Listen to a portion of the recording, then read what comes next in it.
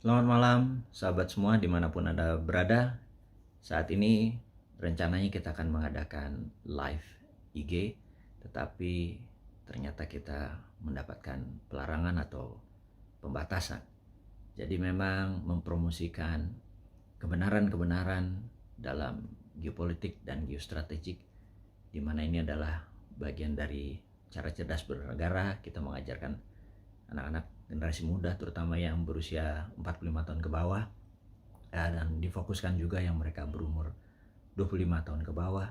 Sangat penting untuk mempelajari atau mengenal apa itu politik, apa itu geoekonomi, apa itu geostrategi, di mana hal ini adalah penting untuk membuat Anda semua memahami bahwa tahun 2024 di mana itu tahun politik yang akan membuat Indonesia menjadi game changing di tahun 2045, yaitu pada saat Indonesia ulang tahun ke 100 atau Indonesia Emas.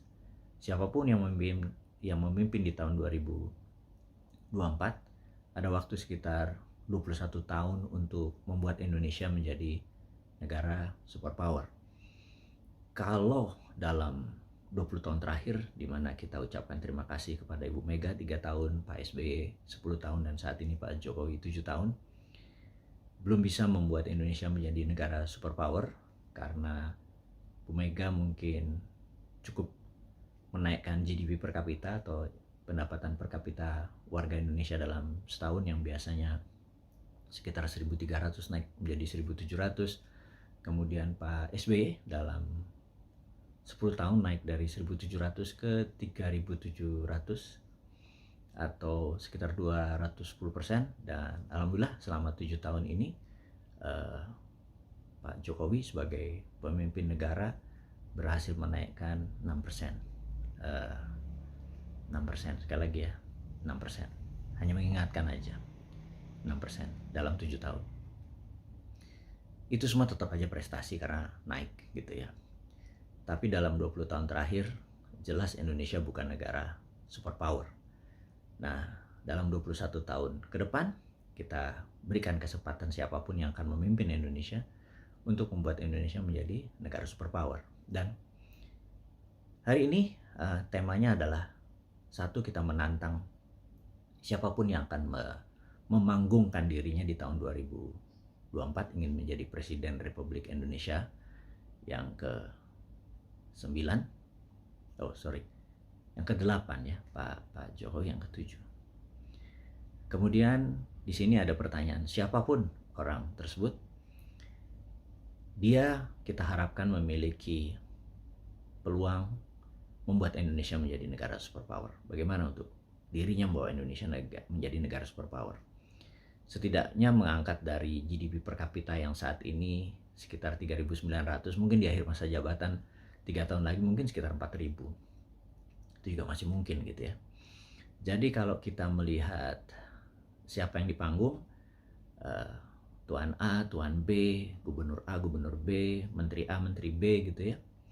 Coba kita lihat aja, kira-kira bagaimana cara dia ingin menjadikan Indonesia menjadi negara superpower. Ini kita harus pelajari misinya. Kalau sekedar dia cuman menggunakan media untuk menjadi terkenal, menjadi lucu, menjadi bulan-bulanan media dengan banyak-banyaknya berita, sebanyak-banyaknya berita, yang penting di repeat terus atau banyak-banyakan billboard gitu ya. Saya rasa itu hanya proses menuju keterkenalan atau knowingness. Namun setelah dia terkenal atau masyarakat tahu, masyarakat sesungguhnya menunggu, apakah setelah Anda saya kenal, punya nggak konsep atau program yang membuat Indonesia menjadi negara superpower seperti harapan 270 juta bangsa warga negara Indonesia. Apa rencananya gitu ya, itu yang kita mau nantang. Dan kita tahu ada dalam berita terakhir misalnya tentang BUMN. Tahun lalu Pak Jokowi, Pak Presiden, akan membantu lebih dari 25 triliun rupiah dengan PMN kepada BUMN dan ternyata hari ini dana itu dibantu dan saya heran kok masih dibantu perusahaan rugi gitu ya. Rugi itu kan karena bodoh sebenarnya. Bodoh kok dibantu gitu ya, dan menggunakan APBN, menggunakan uang negara. Uang negara untuk dikasihkan hal nggak produktif itu adalah kebodohan hakiki.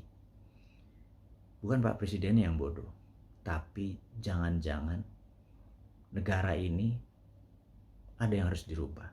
Jadi saya usulkan kepada sahabat semua, yuk kita melihat ke depan, bagaimana kalau BUMN ini kita bubarin aja kementeriannya, begitu Pak Presiden, supaya Bapak jangan terbebani APBN tersebut karena kebodohan manajemen BUMN. Negara berbisnis itu tidak benar, negara berbisnis itu tidak baik. Kalau Anda terkagum-kagum, misalnya saat ini kan terkagum-kagum dengan Tiongkok gitu ya. Tiongkok punya banyak BUMN, tapi jujur, BUMN Tiongkok itu beda. Dia adalah BUM, bukan badan usaha milik negara, tapi badan usaha milik pemerintah.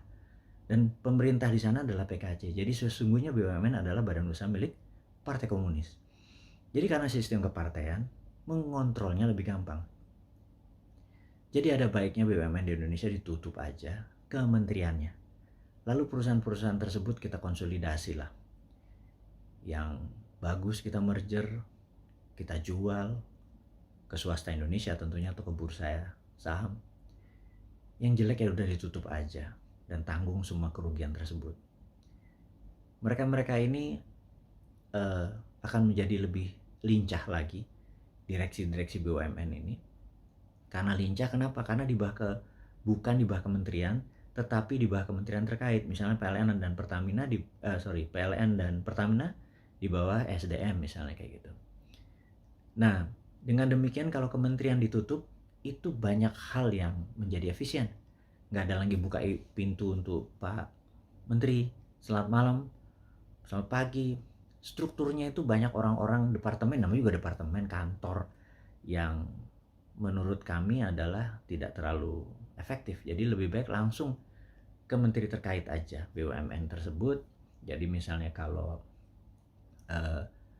Batan atau Pindad ya di bawah Kementerian Pertahanan gitu ya. Nah, sehingga organisasi BUMN yang ada 800 anak usaha ini paling sisakan 50. Dan sekali lagi, setelah Kementerian BUMN tidak ada, swasta boleh bertindak lebih powerful lagi, terutama yang pemiliknya tentunya orang Indonesia, jangan apa-apa asing atau FDI. Jadi misalnya swasta Indonesia boleh punya kilang minyak, boleh ngebor minyak, dan boleh menjual sendiri sampai SPBU. Begitu juga di dalam energi listrik. Swasta boleh punya pembangkit listrik, punya transmisi, dan menjual sendiri ke pengguna langsung. Jangan-jangan begitu swasta bisa memproduksi listrik dan menjual ke masyarakat langsung, harganya setengah PLN jangan-jangan. Jadi hal-hal seperti begini itu perlu pembaruan. Disinilah membuat bernegara menjadi berbeda, dan konsep New Mind tadi adalah konsep yang akan dipakai di tahun 2024 kalau New Mind diberi mandat. Dan siapapun yang menjadi kandidat atau penantang atau mereka yang ingin menari di 2024, coba konsepnya mana? Tantang itu New Mind dan tantang itu Old Mind. Anda punya apa? Mau ikut model Old Mind lagi ya? Nggak akan membuat Indonesia menjadi negara superpower. Tapi kalau Anda punya konsep baru, selain seperti New Mind punya, atau seperti follow seperti Old Mind, Anda sebaiknya punya konsep baru. Itu yang saya tantang. Wahai beberapa Pak Gubernur yang niat, beberapa menteri yang niat, dan beberapa tokoh partai politik lain yang niat. Mana? Kita tantang deh. Ini tantang positif, bukan tantang negatif, bukan tantang carok loh. Ini nantang pemikiran, nantang konsep, dan menantang tim. Jadi kita benar-benar nanti di tahun 2024 itu masyarakat tuh pinter. Bukan hanya populer, tapi masyarakat tuh dipinteri. Dan itulah tema Hari ini yang tadinya akan mengudara langsung menjadi taping, tapi sahabat semua, saya pribadi mengucapkan terima kasih Anda sempat menonton video ini. Coba direnungkan bahwa apa yang kita maksudkan ini hari ini, saat ini, bisa menjadi pelajaran kita bersama. Mohon maaf tidak bisa live sekali lagi. Dan pelajaran cara cerdas bernegara akan kembali ke YouTube channel Bosman Mardigu dan Bosman Mardigu Official. Sahabat semua juga bisa memfollow di IG dan TikTok. Kita akan buka lagi yang baru. Kita nggak akan pernah nyerah.